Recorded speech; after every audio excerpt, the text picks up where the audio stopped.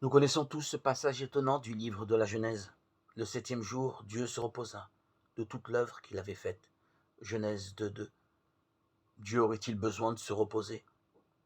La question apparaît en plusieurs passages, Dieu semblant se plaindre de ne plus trouver de lieu pour se reposer. En tous, j'ai cherché le repos, j'ai frappé, nul ne m'a ouvert. Apocalypse 3:20.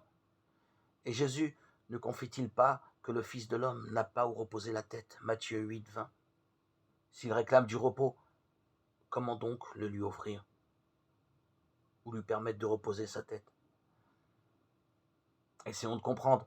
Lors de la création du monde, Dieu ne se repose qu'au septième jour. Ce n'est donc qu'à ce moment qu'il trouve son lieu de repos. Et qu'a-t-il créé avant ce septième jour? Dieu créa l'homme à son image, il le créa à l'image de Dieu. Alors Dieu vit ce qu'il avait fait. Cela était beau. Et il se reposa de toute son œuvre.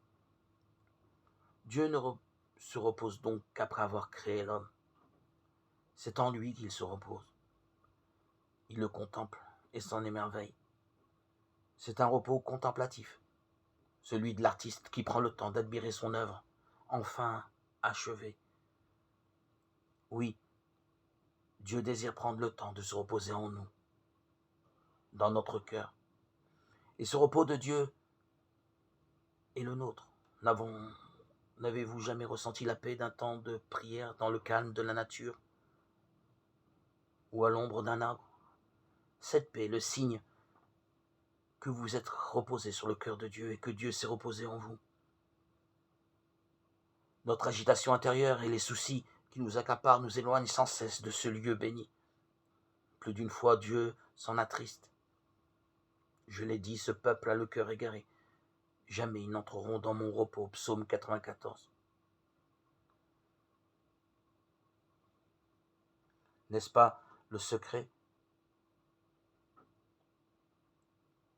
des moments